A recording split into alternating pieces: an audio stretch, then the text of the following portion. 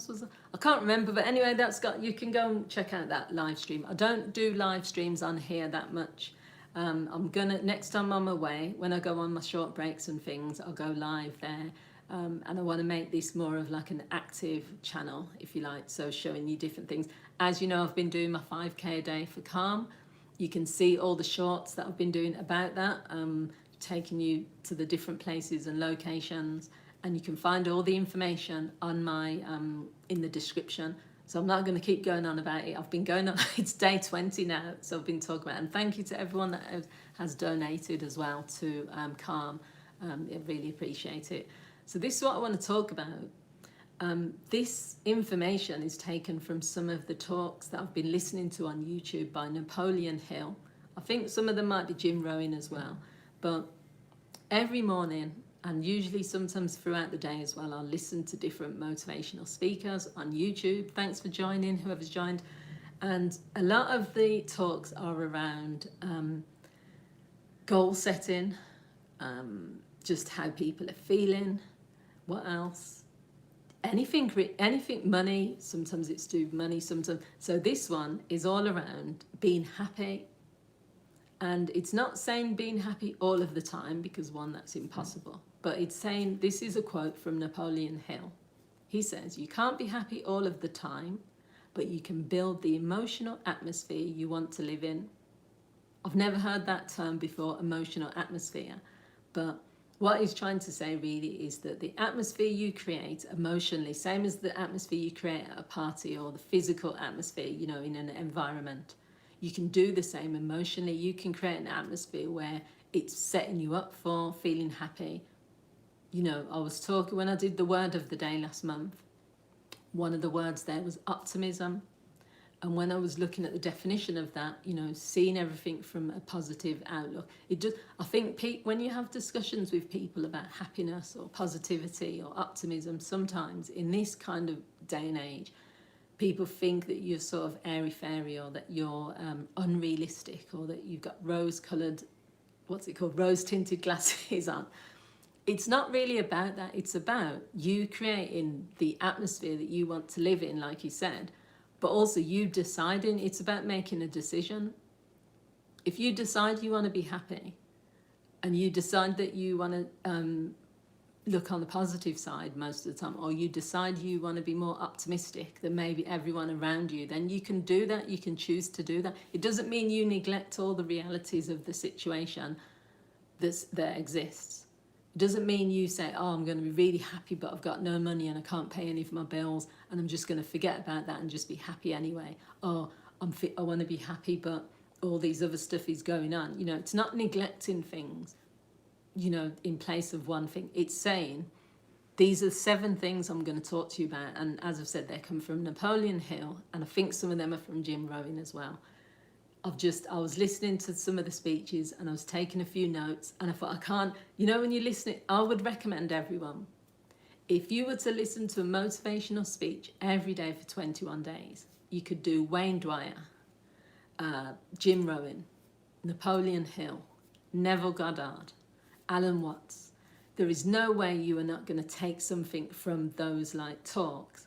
And also there's going to be one or a few that hit you in a particular way that make you change how you see life, change how you do things, change how you, your habits and things. You know, I don't just listen to things and then go to sleep and then forget about it. I'll try and implement some of the stuff. So let's start with these, because there's 7 things that I want to talk about, and I'm going to try not to make this too long, but I'm going to try and give it enough time. The first one, Napoleon Hill said you should look in the mirror. You should say, this is who I am. This is what I'm doing. And this is where I'm going. So the part of the speech where he was talking about that was, he was saying that people are so focused on what other people are doing. They're so focused on other people that they're neglecting themselves. And it says it's similar to, you know, you have to take this idea that you're in control of your day-to-day routines and habits. You're in control of a lot more things than you think you are. Thanks for joining, whoever, I can't pronounce your name because it's in Arabic, but thanks for joining. He said, you know, what will make you happy is just by having he wasn't even talking about affirmation, standing in the mirror and saying, you know, this is who I am, this is what I'm doing, this is where I'm going. He says it's about feeling it, it's about momentum, it's about energy. You know, if you've got a purpose, if you say this is who I am, it means you're saying, I'm happy with the person I am, regardless of any flaws that you see, regardless of what society is saying, you're happy with yourself. So that's the self-love part. When you say this is what I'm doing, that's the goal setting, that's purpose, that's having a purpose in life. If you don't have any purpose, and I've talked about this a number of times, then you're not going to have a happy life. You can't have a happy life when you're just existing. If you don't have, even me doing this 5K a day for calm, every time I'm doing this walk, I'm in my own like zone. I'm thinking, because I'm doing it for them, I'm doing it to raise money, and it's kind of like it's a purpose. I'm not getting any money for none of this, for doing the calm walks. I'm traveling to places and I'm having to put money in the car for petrol. Sometimes thinking, oh, this is really hurting my knees. I mean, I've got problems with my knee from, not just from this walk, but just, I've got a knee problem anyway. I'm not thinking about any of that stuff.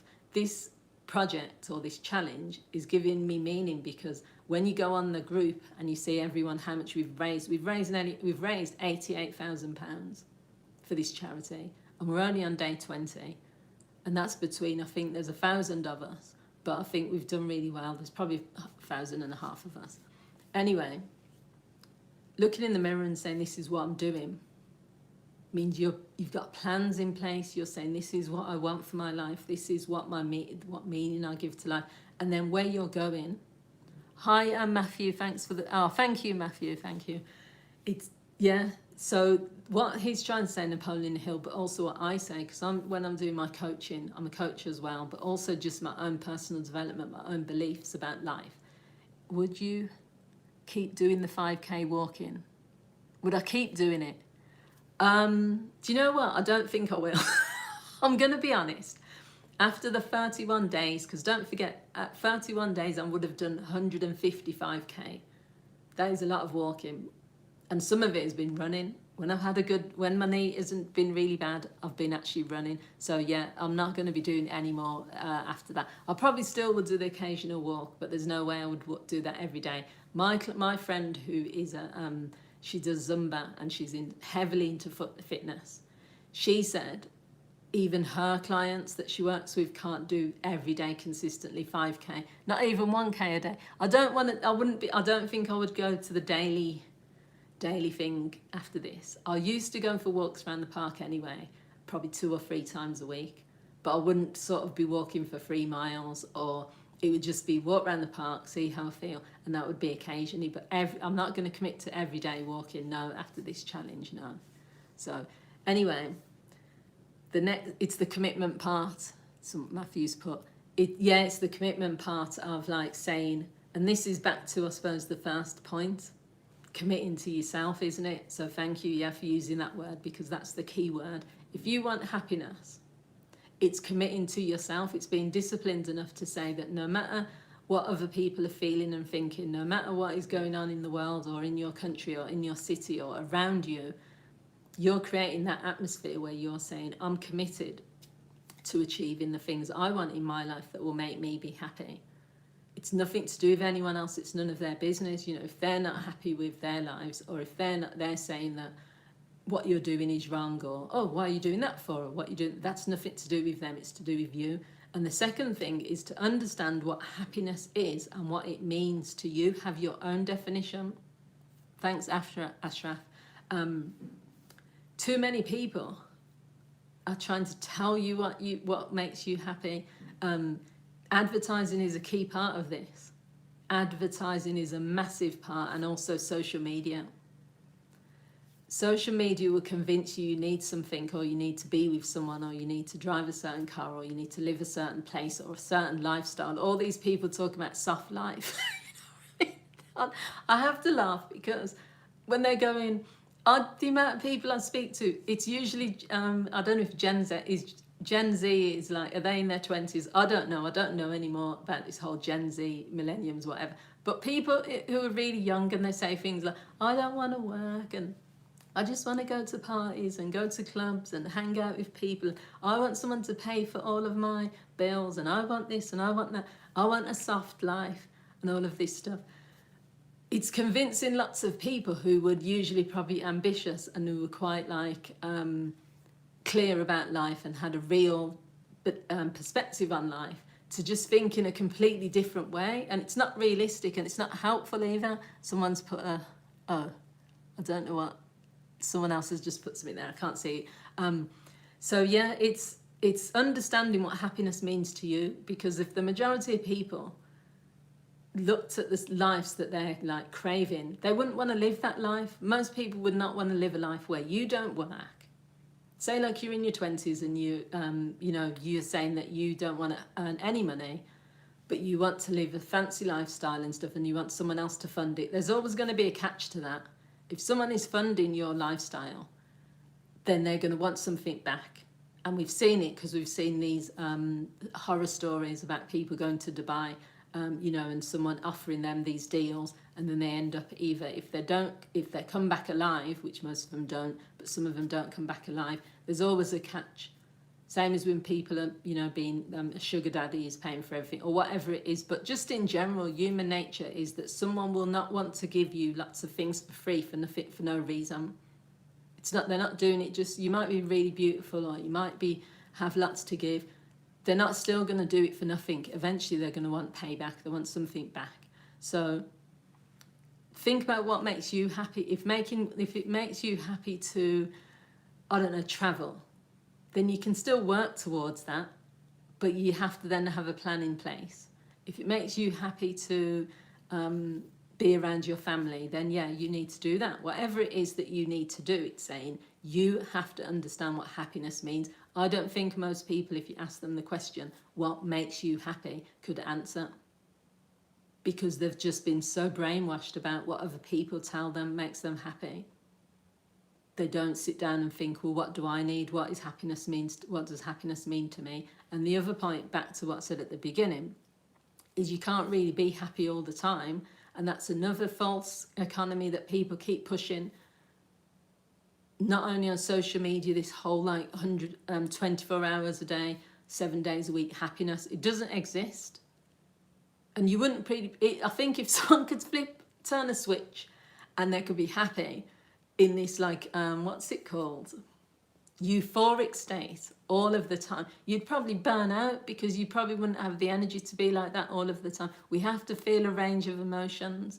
And that's why even me as a counsellor, when I'm working with people, if they go through something traumatic like a bereavement, thank you, Matthew, that's really nice of you. If they go through something really bad, which we all do in life, and they want to escape the negative emotion. Why do you want to escape the negative emotion? If someone has just died and you're going through a grieving process, then that's a natural emotion to feel, sadness at that time. So people want to escape that because it doesn't fit with their or they just don't want to feel it. I don't want to feel hurt. Same as a breakup. I don't want to feel it. I don't want to do. So they'll go out and maybe drink, or they'll push it away, or they'll do whatever.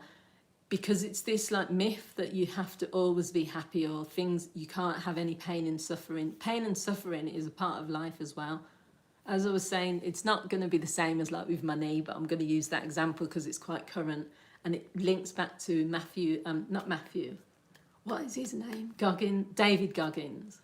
He did 26 marathons, I think he said, one after the other, or 13. He did something ridiculous because his feet were falling apart from that. I think he said he nearly went crippled and whatever.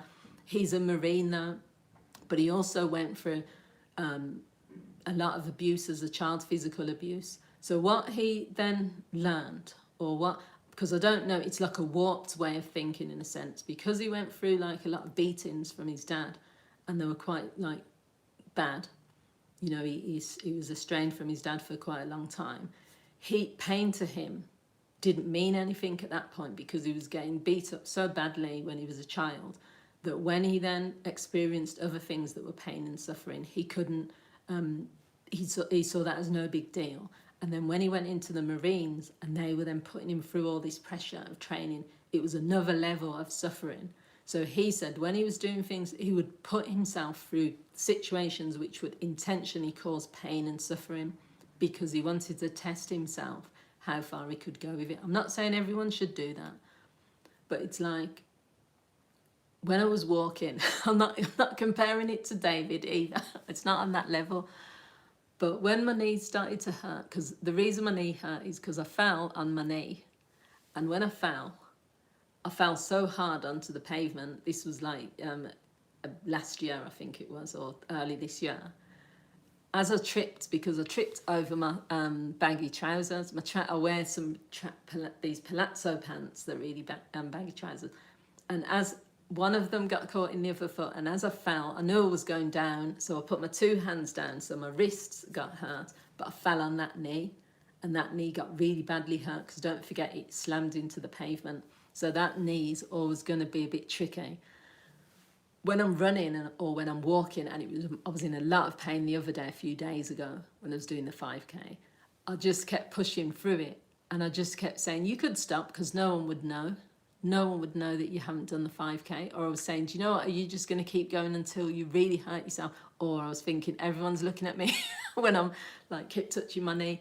And I just kept pushing through, and I kept pushing through. And the reason for that was because, you know, I was saying to myself, this is momentarily, this is not going to last. The pain isn't going to last. The feeling isn't going to last. And, you know, you're going to feel worse if you stop now than if you continue. And I suppose what that's coming to is like happiness doesn't last all the time. It's moments of joy. Pain doesn't last forever. It's what you get from it. Hi, Ama, I think it is. Or, sorry if I've pronounced your name wrong. And so, yeah, we just need to create that atmosphere where we're saying, if we want more happiness, then yeah, we need to reach for that. We need to build that. We need to create that. But also don't neglect the other emotions when they come up. Accept it. Just say, you know, today I'm having a bad day. Just say, this sadness, I'm going to embrace it. The uncertainty, I'm going to embrace it. If you embrace everything altogether and you don't discount anything, then that's like, you know, you're living an integrated life. So the next thing is the third one. And this is taken from a book which I've recommended to lots of my clients, and I use this book a lot as well. It's called Dare to be Happier by Caroline Johnson. And I love the title, Dare Yourself to be Happier. And she talks about allowing yourself to be happy. Lots of people are so focused on all the things that are going wrong. They're so focused on all the things that have gone wrong. Introduce the topic, please, because I just tuned in. It's called Be Happy Most Days, Ama. So I'm talking about you can't be happy all of the time, but you can build the emotional atmosphere you want. That's from Napoleon Hill. So this book, Dare to be Happier, says that lots of people don't even allow themselves, not only the permission, but allow themselves the time or the space to be happy. Because the focus is always on what's going wrong. The focus is always on what they don't have. The focus is always on the past. So it's saying if you don't even allow yourself the emotional space to be happy, if you don't if you don't even allow yourself, what have you put? Someone's put speak Spanish. I don't know Spanish. So anyway, if you don't allow yourself the time, or you don't give yourself permission to be happy, then happiness can't come into your life. Hi Maeva, thanks for joining. So yeah, it's about, you know, giving yourself that, saying to yourself sometimes when you are constantly being down on yourself, when you're constantly thinking about the negative, when you're constantly churning up these news stories, these social media stuff. You know, I used to watch these rants on TikTok just for fun. And then I just was thinking, I'm not watching these when people are just going on this. It's called doomsday. Is it called doomsday ranting? Or I don't know what they call it. It's the same as when people are just scrolling through like unhappy things. But when you're watching these TikTok rants of people, one after the other, just talking about how, about the economy's going, I can't afford rent, I can't afford food, the economy this. And at first I was watching, and then I stopped watching because I thought, you know what? If you watch things like that, you probably will think that that's how everyone feels and thinks. But also it's too much. It's very depressing. So those people in that like rant, they're not even allowing themselves to be happy. They're not even got any space in their life or emotionally for happiness to come into their life. And you have to think about it. If you're not ready for something to appear, then it's not gonna come towards you. So the fourth thing, because I'm trying to like not go on too much, this has already gone on for 20 minutes, is to create habits that will lead to happiness. I think this one probably came from Jim Rohn. As I've said to people who have just joined a bit late, if you get into the habit of watching or listening to motivational speakers every single day, then it makes a massive difference. It's not just listening to that stuff and then just switching off and doing nothing. It's taking it all in. There's times I'll be in the bath or shower, or I'll be ironing and I'll be listening to this stuff and I'll stop. I'll have to stop and try and remember what's been said, and then I'll come out of the shower or stop the ironing just to write down everything I've heard. There's too many people with too much knowledge, too much information that you will never learn it in the whole of your lifetime. But if you know that by listening to some of this stuff will make a massive impact on your life, your habits, your lifestyle, your just how you feel, your mindset, then it's worth it. So this creating habits that will lead to happiness means that you are consistently doing things that are taking you towards the thing that you want. So you're not allowing time to pass you by. You're not saying, well, it's like today, I've had one appointment today. This is the first time I think I actually can't remember. If I looked through my diary now, there probably isn't a Monday. Mondays and Fridays are usually my busiest days. I can't remember a Monday where I've had one appointment, just one. I don't know, and it's good. It's brilliant, because then I've been able to plan my day.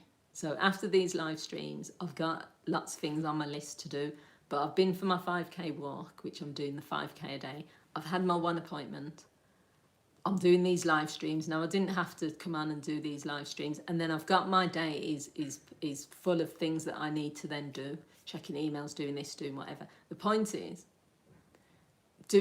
having habits or having planning things that you can do in your day-to-day means that it's all moving forward towards the things that you want. So if I get some of this stuff out of the way now, because I'm doing some budgeting today as well, I've got to put that in place. I'm literally setting my budget for between now and the end of the year.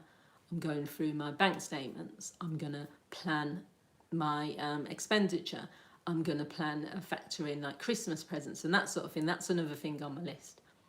All the things you're doing now, you're planning for the future that you want. All the things you're doing, you're saying, well, this is important for me to do now. No one's on your back, telling you have to do these things. You have to do it for yourself. You have to create habits for yourself. Because I remember the amount of jobs I've had where I've worked from home and I've had trust of the management, and they've said to me, you know what, we know that you're going to get the work done because evidence, you prove that you do that. I know people some of my colleagues when I was a social worker, they used to sit at home, they're talking about doing their laundry, they're talking about popping out to the shops to do their shopping.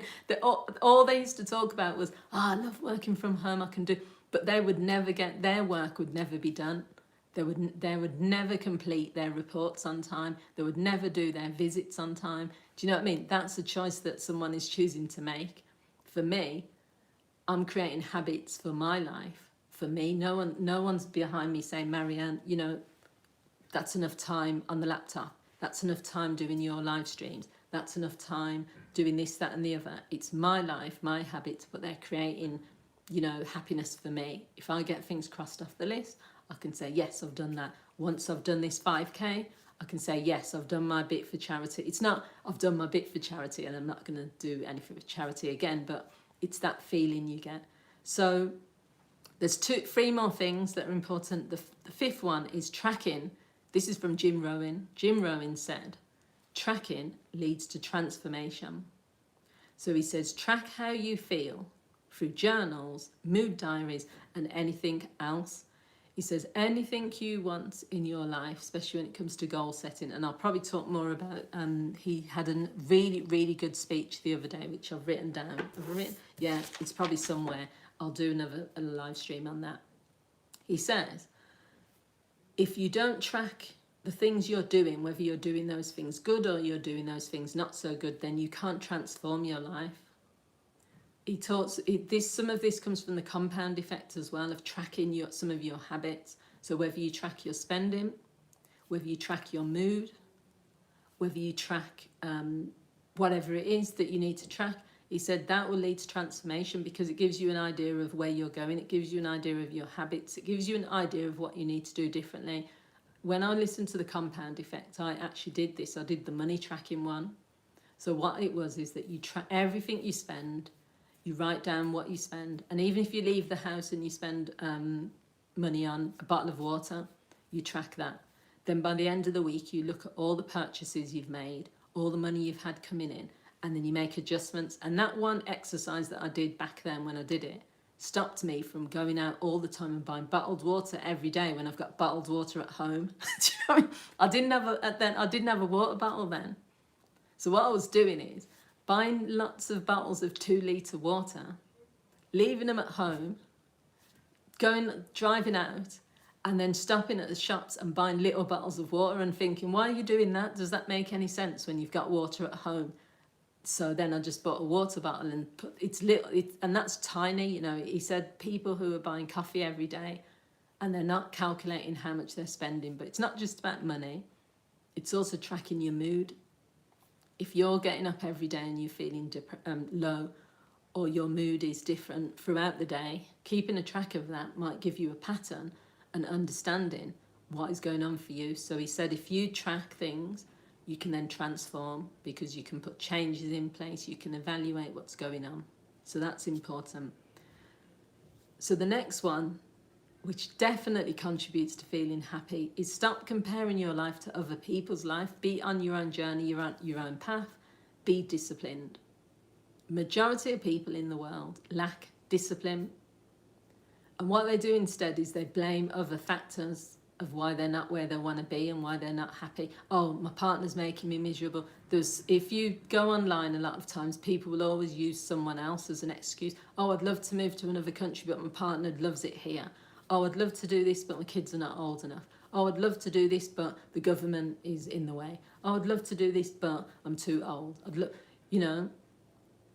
You're looking at other people or external factors. And also when people then are seeing examples of success, they're looking at those people and they're saying, yeah, well, they're only successful because they had, it was luck. Or they're successful because they had money. Or they're successful because of this and all that. You need to, hi, I'm Jay. I think it's Jimmy. I don't know if it's Jamili. Jamili, it might be. Stop comparing yourself to other people's lives. It's irrelevant. Their life and what they're doing in their life is irrelevant. And this is more so when it comes to strangers, but even family, it's irrelevant what path they're going on. Do you know how many times I see my family post? Even my niece the other day, today on Instagram, she's on holiday. This is her probably 3rd holiday this year. My sister, they go on holiday about 3 times a year as well, with the kids, as a couple, with it, the family as a whole. It's not about what other people are doing. I'm happy for everyone. Like when I see people like enjoying themselves, I'm happy. Why am I going to be unhappy if someone's having fun? But bring it back to you.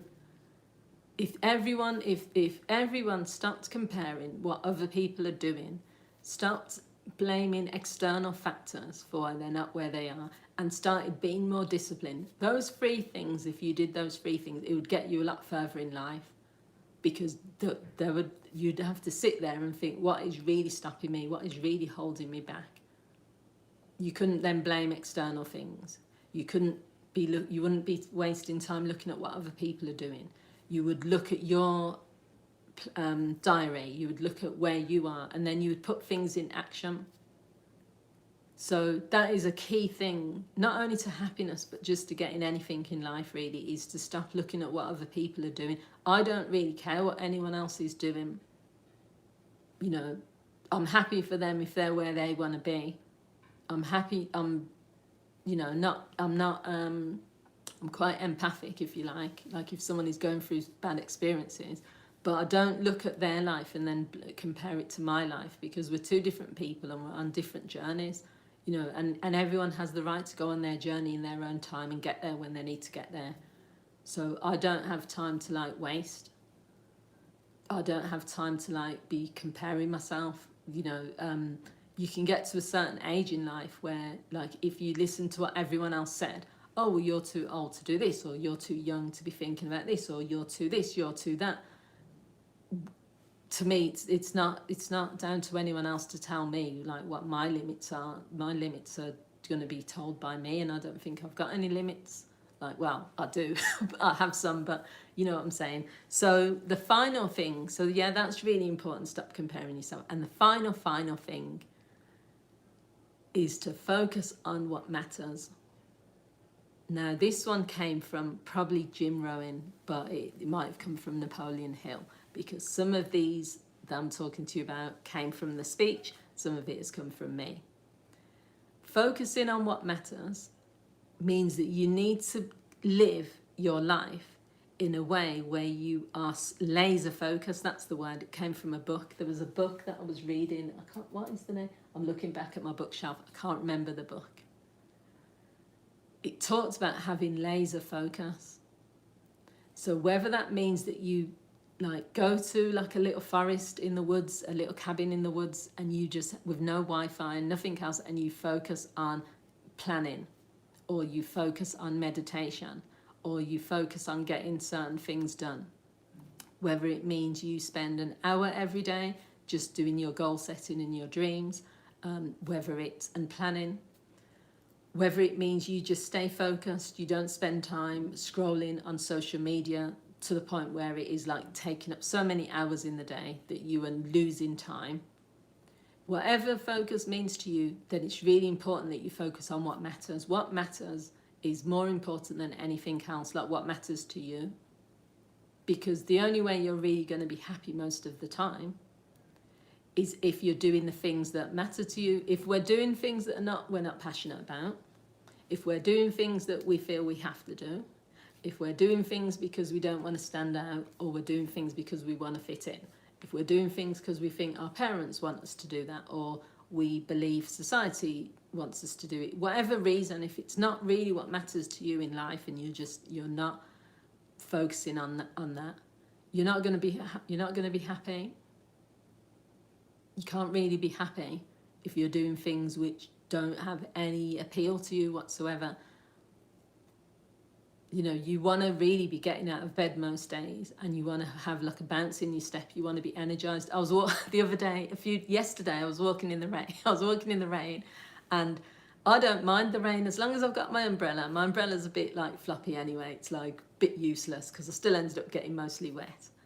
But I was walking and I just felt this sense of like energy, I just felt like really good, because it wasn't the fact that it was raining or anything like that. It was just nice. It was a nice walk. It was a nice location where I went. I did 6K yesterday. I could have done 5. I did 6. It was nice to just have thinking time, to just be in a nice environment as well and go for this walk. And the rain didn't matter. I was so focused on what I was doing. I was so focused on the 5K. That's why when I went to 6K, I was thinking it doesn't matter now, because I don't need this extra kilometre to do with this challenge that I'm doing this month. It's just, I might as well keep walking because I'm already there. I'm already feeling like this energy. So it's just, just zone in on what matters to you. And maybe you could do this every day. You could review and reflect. Am I doing what's important to me right now? Am I focusing on too many? Who cares like what Beyonce's latest outfit is? It's nice to know these little things, the celebrity stuff. It's nice to watch these programs, which I still watch the odd program about certain things. But sometimes I'm like, do you know what? Yesterday I switched on to Big Brother, and I thought, after 10 minutes, I used to be a super fan of Big Brother. I was even going to go on the show. I nearly applied to go on the show. And yesterday I was watching and I was thinking, this is so boring. Just these people sitting around talking. I couldn't understand what they were saying. Didn't get the concept. It was just like, I haven't tuned in for so long that I just couldn't understand it. So I switched it off. And it's just about focusing in on what gives you passion, what matters to you, where you're going in your life, all the things and the dreams and the goals and the plans that you have. That's where your focus should be, not on things that are irrelevant, not on things that are not important. So that's it really. You can't be happy all of the time. I'm just going to repeat the quote from Napoleon Hill, but you can build the emotional atmosphere you want to live in. So I've given you like an idea of some of the ways that you can build that like momentum for happiness, whilst also understanding you can't be happy all of the time. Thank you, Ama. I've got Mava, Tomei, Jamie, I think, or Jamil, Matthew and Ashraf, and everyone else that joins on the replay. Feel free to leave your comment. Really appreciate you tuning in. And yeah, I'm going to probably do, the next live stream I do will be on location somewhere. And thanks to everyone that is like subscribed to this channel. Thank you to everyone that's been following me on the 5K walks. If you've donated, thank you as well. And yeah, I'll see you all soon. So have a great week. Bye.